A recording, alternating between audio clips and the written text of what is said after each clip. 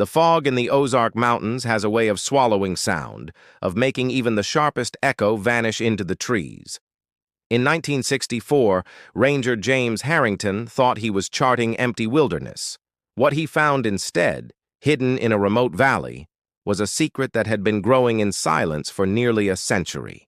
An entire family, cut off from the outside world, bound together by bloodlines that twisted back on themselves. He saw cabins that shouldn't exist. He saw men and boys whose faces all seemed eerily similar, whose bodies carried the marks of generations locked in isolation. And when the patriarch raised a shotgun and warned, "No stranger brings anything good," Harrington realized he had stumbled upon something darker than just rural seclusion. This is the story of the Holloway family, a story of secrecy, survival, and the devastating price of trying to keep blood pure. What happened deep in those mountains remains one of the most unsettling chapters in American history. But how did an entire family vanish from society's view for so long? And why did it take so much pain before anyone intervened? Before we dive in, take a second to hit like and subscribe. It really helps this channel bring forgotten stories like this back into the light. And if you know someone who's into chilling true history, share this video with them. They'll thank you later. The morning fog curled over the Ozark ridges like smoke from a hidden fire, wrapping the valleys in silence. Ranger James Harrington tightened his jacket, boots sinking into wet soil, unaware he was walking into history. His assignment seemed routine: survey unmarked terrain for possible expansion of Mark Twain National Forest. But in these mountains, routine rarely stayed that way. Every bend of the trail felt older than memory, older than maps themselves. Following an unnamed stream, Harrington noticed something strange. A fence too crude for livestock but too deliberate to be random. His pulse quickened. Someone had lived here. Maybe still lived here. He moved carefully. Then came smoke. Thin, gray, barely rising above the tree line. It wasn't the crisp burn of campfire travelers left behind. This was steadier, older, the kind that suggested permanence. A home, not a temporary shelter. Stepping into a clearing, Harrington froze. Rough cabins dotted the space, weather-beaten but sturdy.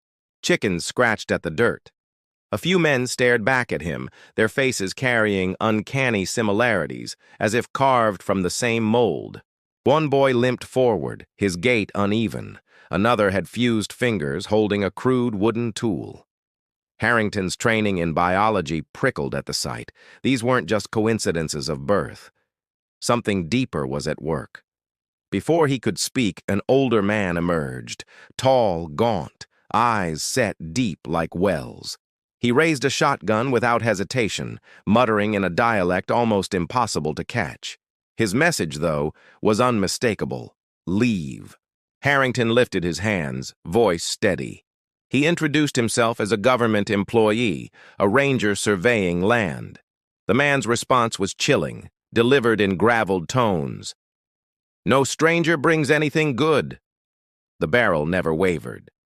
Backing away slowly, Harrington felt the weight of unseen eyes watching from the cabins. Boys peered through slats, their features nearly identical, expressions vacant, yet wary. The silence pressed harder than the threat of the gun.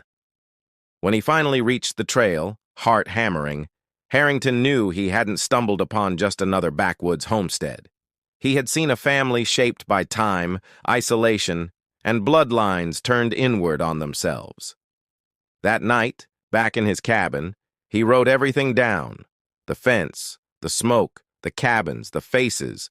He filed his report immediately, though a part of him wondered if anyone would believe what he'd seen. County authorities read his words with disbelief. An entire community, undocumented, hidden for decades? It sounded like folklore, until Harrington's credibility forced them to reconsider. His biology background carried weight, and his fear was genuine. When pressed about what he saw, Harrington spoke carefully. It wasn't just poverty, he explained. It was deterioration. Their bodies carried signs of blood too tightly bound. They weren't just surviving out there, they were collapsing. The revelation struck hard. Authorities debated whether to intervene. Could they trespass on people's way of life? Or was this neglect so profound it demanded action? The line between cultural autonomy and human suffering blurred instantly. For Harrington, the image that haunted him most wasn't the shotgun, nor the elder's warning. It was the boys' faces, so similar, so expressionless, as if individuality itself had been drained across generations. What he'd found was more than isolation. It was a sealed world, a valley where time had folded in on itself. And now, by accident, that sealed world had been cracked open. As news trickled upward, officials realized the enormity of what lay ahead. They weren't simply investigating forgotten cabins. They were about to step into one of the most disturbing cases of family isolation ever uncovered in America. And it had all begun with a foggy morning, a hidden fence, and a ranger who refused to dismiss what his eyes told him, even when every instinct begged him to walk away. Long before Ranger Harrington's discovery, the Holloway story began with one man, Jeremiah Holloway. In 1881, at just 22 years old, he vanished into Missouri's mountains, purchasing 120 acres no one else wanted. The land was rugged, nearly inaccessible, surrounded by steep walls of rock and forest. For most men, it was worthless. For Jeremiah, it was sanctuary, the kind of place where questions couldn't follow. Rumors swirled in nearby towns. Some said Jeremiah had fled criminal charges in Kentucky, whispers of violence he never answered for.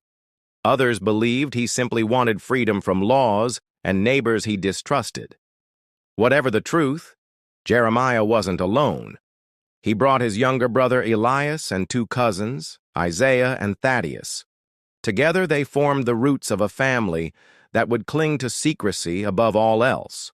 A letter later found among Jeremiah's belongings carried chilling clarity. "No one will find us here," it read. "We will live by our own laws, untouched by strangers who cannot understand." Isolation wasn't chance. It was intention. The valley he chose was almost designed for disappearance. Winters sealed it off completely, trails vanishing beneath snow and ice. Even in summer, outsiders rarely ventured there. It was geography turned into fortress. For a time, Jeremiah appeared in nearby communities. He visited Pine Grove Baptist Church to buy supplies, though he never stayed long. Pastor Jonathan Miller recalled him as a man who carried silence heavier than words. By 1890, even those brief visits ended. Jeremiah withdrew completely, his family vanishing from community memory. For locals, it was as though he had walked into the forest and never returned. Behind the trees, though, a new order was forming. Jeremiah held deep beliefs about bloodlines, convinced that purity meant strength. He saw outsiders not as potential allies, but as corruptions waiting to seep in. Within a few years, unions were arranged. Elias was paired with a cousin, Isaiah with another. Jeremiah insisted marriages remain inside, convinced that mixed blood weakened families. It was the seed of something much darker. By 1900, the Holloway settlement had grown into a cluster of cabins, gardens, and smokehouses. They raised hogs, hunted deer, and carved terraces into the slopes for corn and beans. Self-sufficiency was both survival and creed. A census taker managed to note 15 individuals living there. He was turned away quickly, remarking in his notes the unusual hostility shown by Jeremiah. It was likely the last official record before silence swallowed them. Over decades, the valley hardened into tradition. New generations were born under the same roofs, bound to the same blood. Education vanished, replaced with oral rules about loyalty, obedience, and keeping strangers away. The outside world pressed forward, wars, economic depressions, new technology. But inside the valley, time slowed. The Holloways built furniture with hand tools, salted meat, and passed down beliefs carved from Jeremiah's original defiance. When outsiders spoke of the Ozarks, they mentioned hermits and remote farmers. The Holloways weren't mentioned at all. They had managed what Jeremiah wanted most: complete invisibility from a world he despised. The irony was brutal. In trying to protect his bloodline, Jeremiah planted the very weakness he feared. Each generation became more tightly bound until the family tree folded inward like a snake devouring its tail. And while the rest of Missouri modernized, the Holloways dug deeper into exile, clinging to a valley that would one day betray them. What Jeremiah built as a fortress had become a prison. By the time Harrington stumbled into their world in 1964, Jeremiah's choice from 80 years earlier still cast its shadow. A single man's desire for isolation had grown into a legacy of silence and suffering. By the early 1900s, the Holloway settlement wasn't just a cluster of cabins anymore. It was a world unto itself, ruled by unwritten laws that dictated who could marry whom and why. At the center of this order stood the so-called Council of Elders, older men who enforced tradition with unshakable certainty. Their word was final, and no boy questioned it, no matter the cost. The council's guiding belief was that blood was sacred. To them, outsiders carried weakness, sickness, and corruption. Inside blood, they claimed, was chosen, marked with strength. Breaking that circle was unthinkable, so unions were arranged with chilling precision. Cousins paired with cousins, half-brothers to half-brothers' sons. Patterns were drawn like lines in a ledger, each one closing tighter around the same blood. The logic seemed twisted, but to them it was natural. When a boy becomes of age, one survivor later explained, the council decides. No feelings, no choice, just the family's strength lines.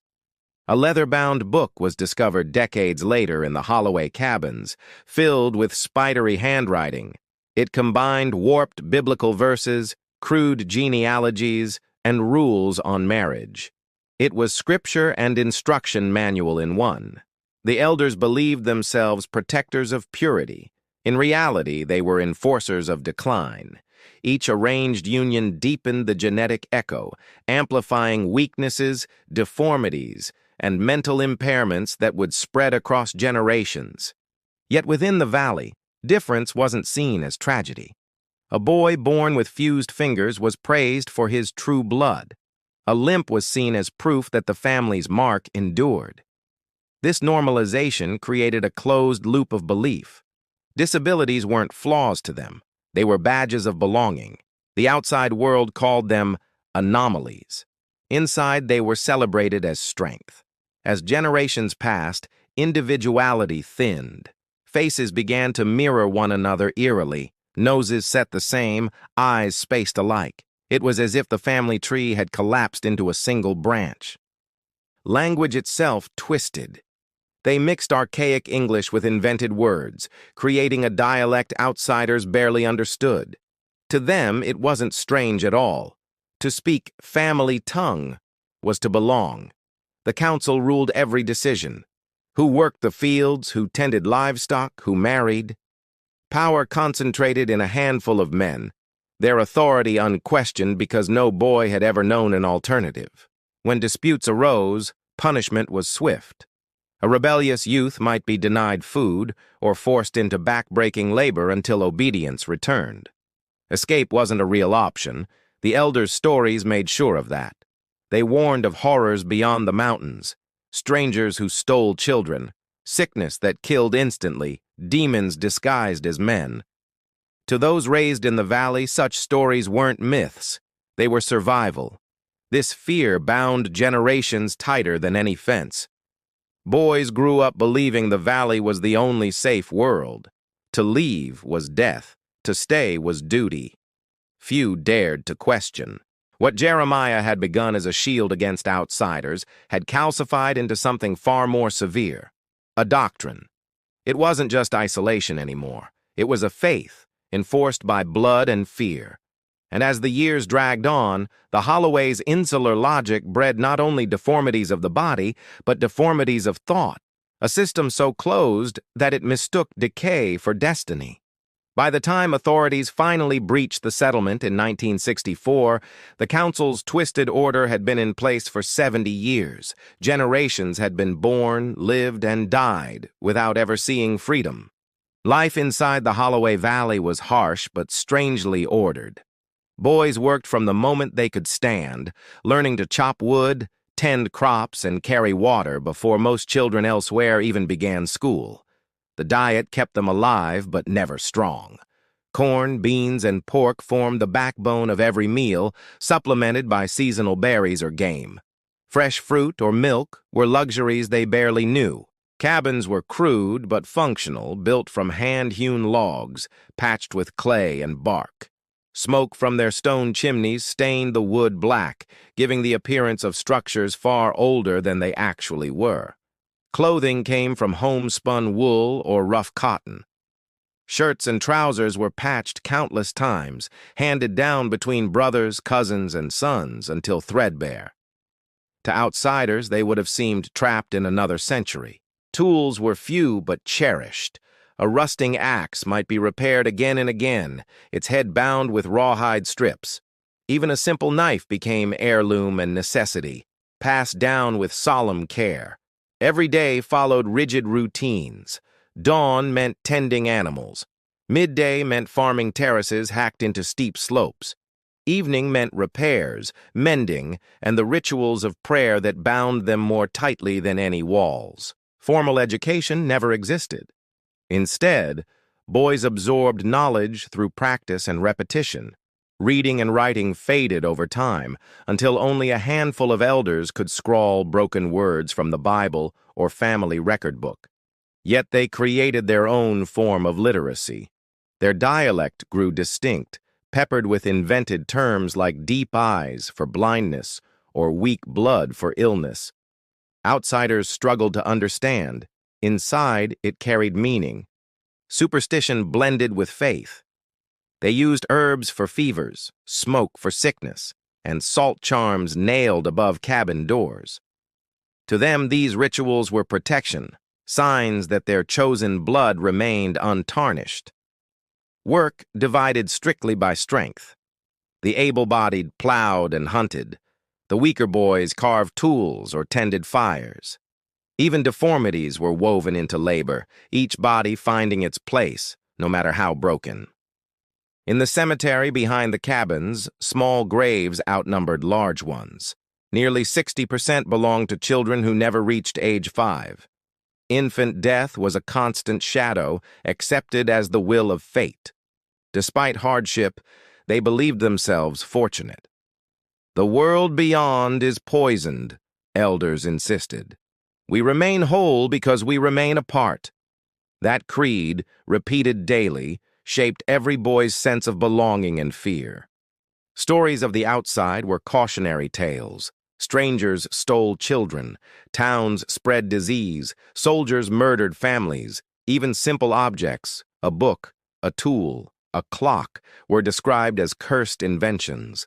The valley was a time capsule, frozen in a century-long past. No electricity, no running water, no vehicles. Lanterns lit the cabins. Water was hauled in buckets. Life moved only by hand. Even play carried boundaries. Boys carved sticks into crude animals or wrestled in the dirt. But exploration beyond the fence was forbidden. Curiosity itself became dangerous, punished by stories of monsters waiting outside. And so each generation grew up believing the valley was the world entire. Beyond its ridges lay nothing but ruin, death, and strangers eager to destroy what purity they still carried. Inside those boundaries, hardship was normal, deformities were sacred, and silence was survival. To outsiders, it would look like misery. To them, it was life, and they saw no reason to change. It was this strange, enclosed rhythm that Ranger Harrington interrupted in 1964. For the Holloways, he wasn't a man with a map. He was the embodiment of every nightmare story the elders had told. After Harrington's report reached county officials, Hesitation quickly gave way to urgency. Authorities realized they faced something unprecedented, a hidden settlement of dozens, living by rules no law had ever prepared to address. Sheriff's deputies first approached the valley cautiously. Weeks of tense standoffs followed, with armed elders patrolling the perimeter. Any attempt at entry was met with warnings, shouts, and the ever-present glint of shotguns. Negotiations dragged. Officials brought food as offerings, hoping to earn trust. The Holloways accepted grudgingly, but suspicion never faded. Elders warned the younger men, outsiders brought sickness, chains, and ruin. Fear of intrusion remained absolute. Finally, in October 1964, authorities gained access. Deputies, doctors, and social workers crossed into the settlement, finding conditions that shook even the most experienced among them. It wasn't just poverty. It was something far more haunting. Cabins reeked of smoke and unwashed clothes. Children stared blankly, many visibly deformed. Fused fingers, twisted limbs, sloping skulls. Others sat silent in corners, eyes glassy, their understanding of strangers nearly non-existent. Doctors documented anomalies rarely seen outside medical textbooks.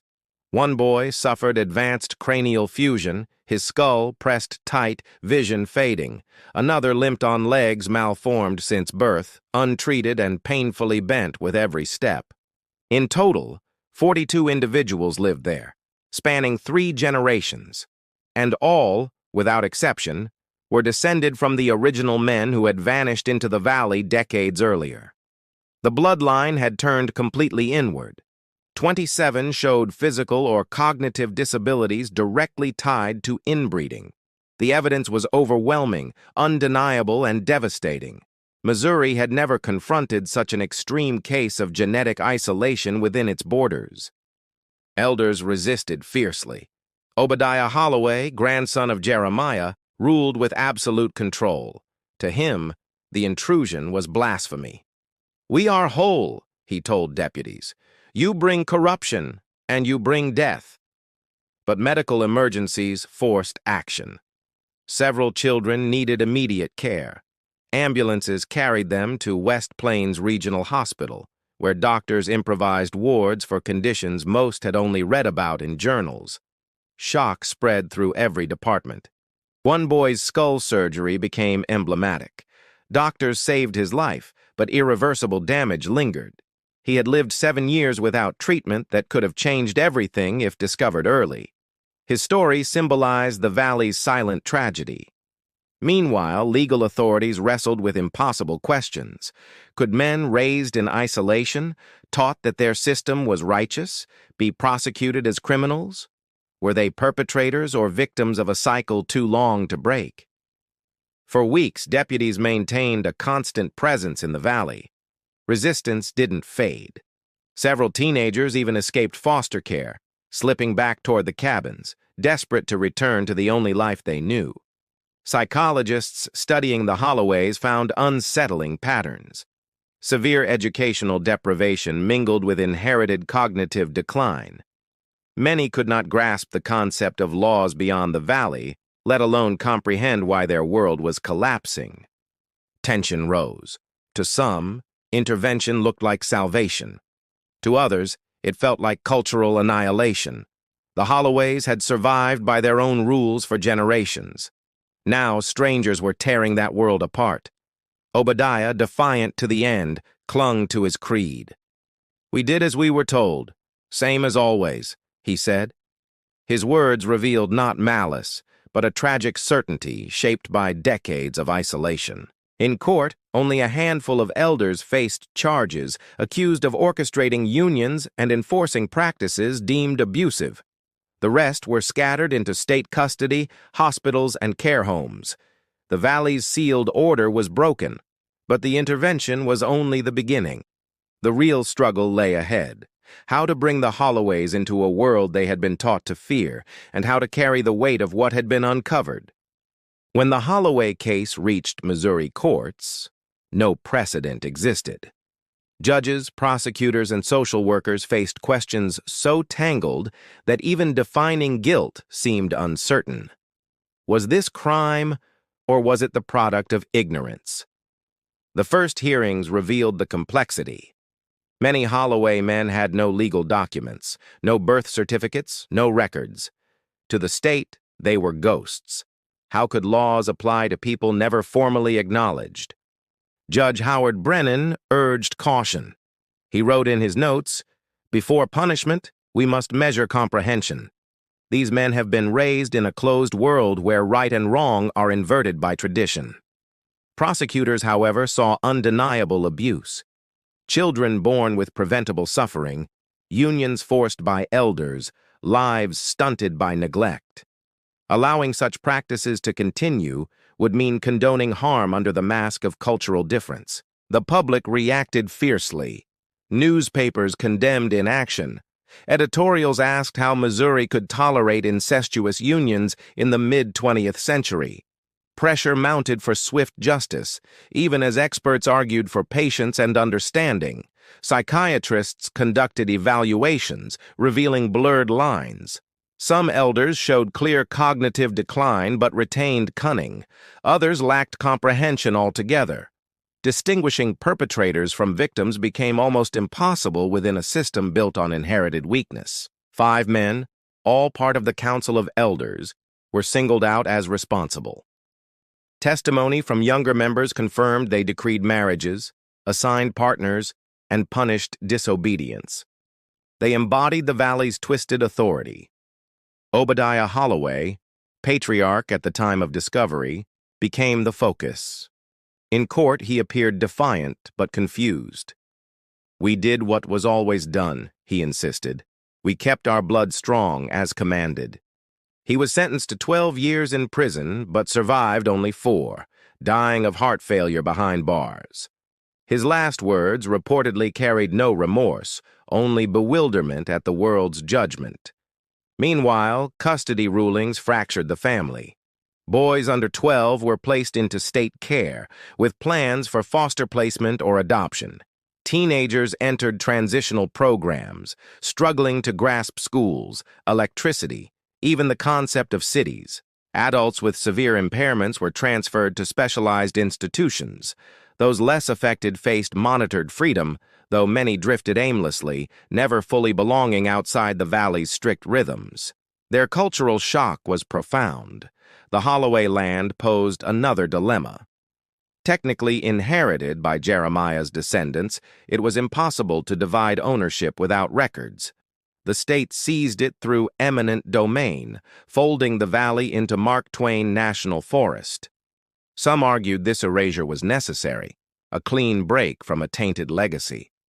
Others believed history was being buried too quickly, silencing evidence of suffering that deserved remembrance, not quiet assimilation into wilderness. Legal scholars debated the case for decades. Where should autonomy end? How much weight should ignorance carry in judgment? The Holloways forced uncomfortable questions about cultural isolation and the limits of tolerance.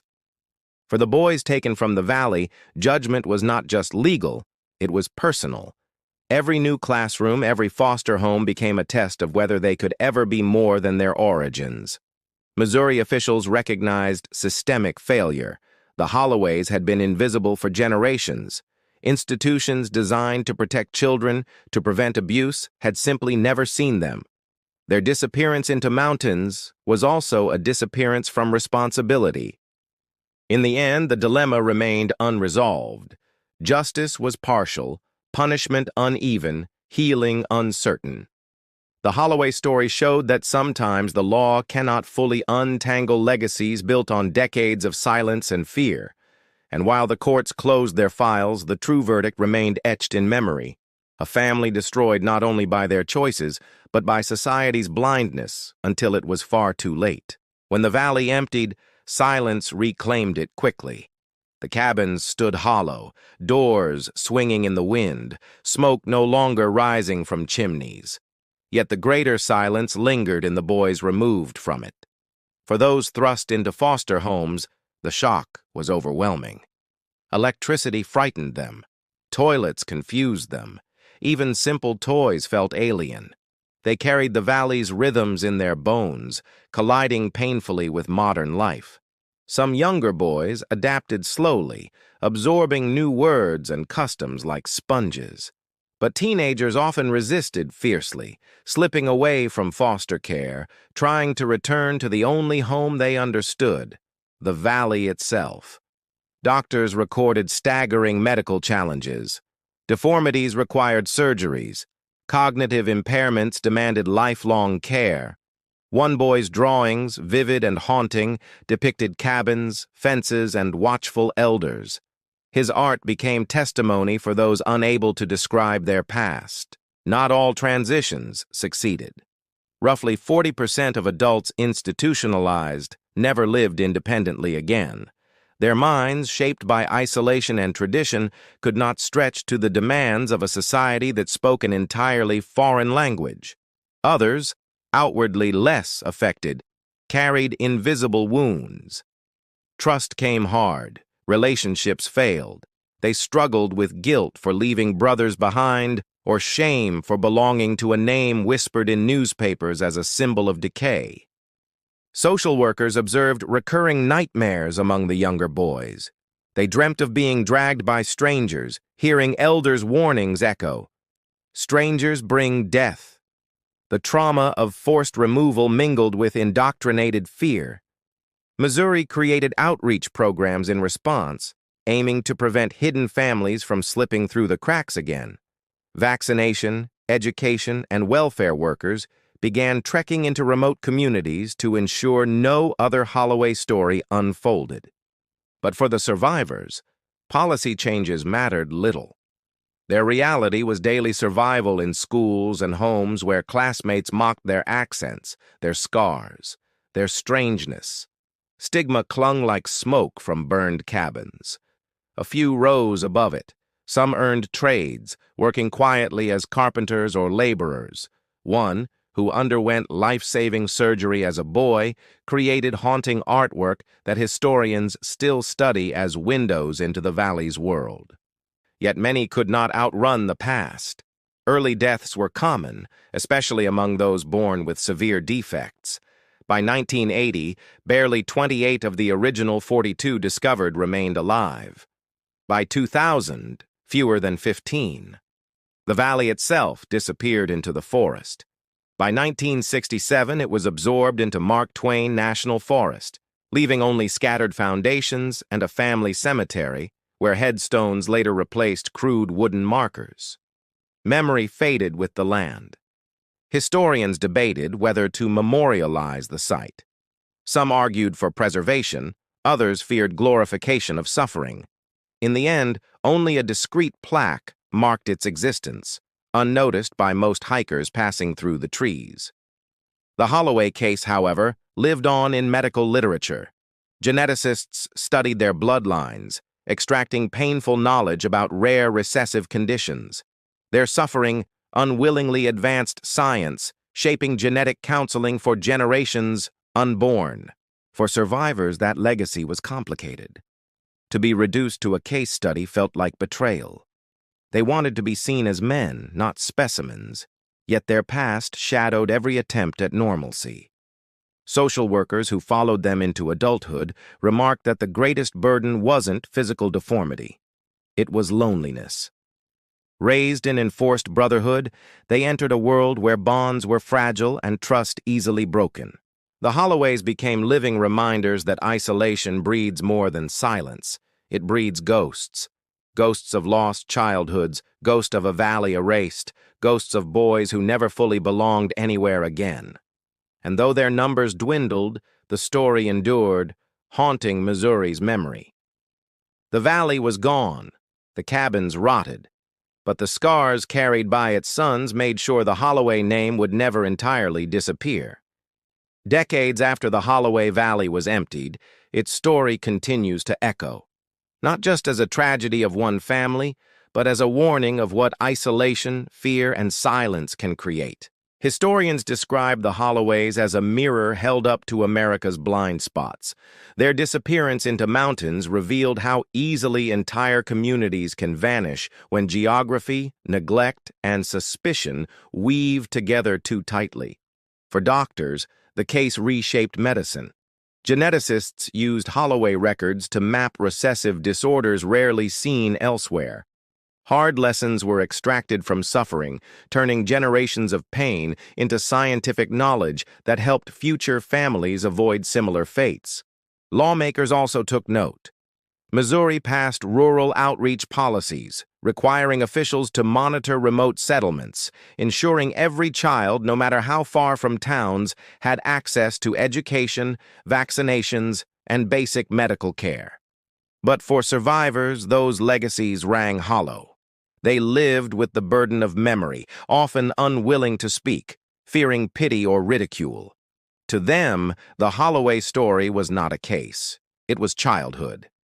Some carried their trauma quietly into adulthood, forming friendships but never fully trusting. Others spoke publicly, urging society to remember. Their voices trembled, but their message was steady. Never let silence hide suffering again. The land itself became part of the lesson. Absorbed into Mark Twain National Forest, hikers tread unknowingly across the Holloway's old fields, past graves where boys still lie, marked only by restored headstones. A debate once stirred about making the site a landmark. Some argued remembering was vital, others feared sensationalism. In the end, only a small plaque was raised, easily overlooked, almost invisible.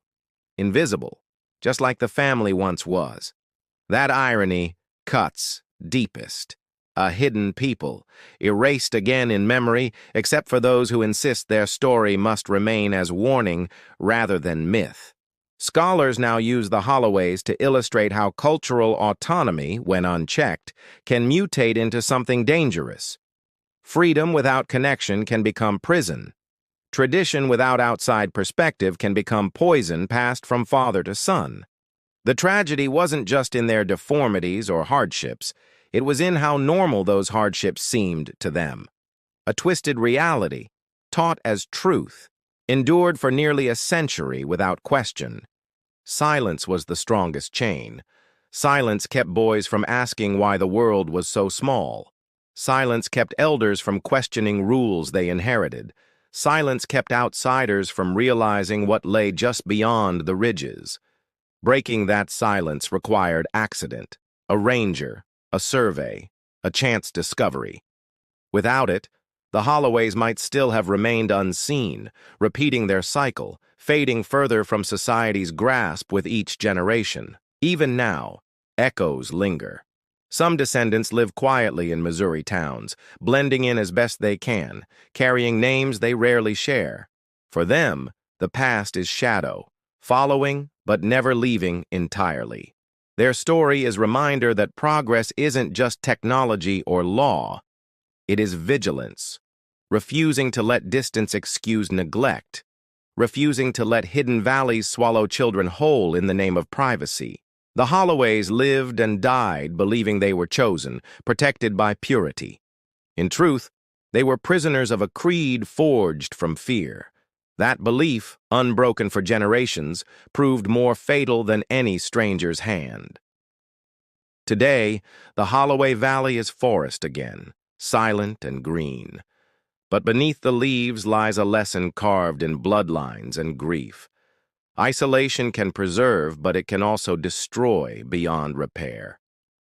And so the Holloway story endures, whispered not as folklore but as history. A chilling testament that even in modern America, whole worlds can vanish into silence until someone dares to look closer.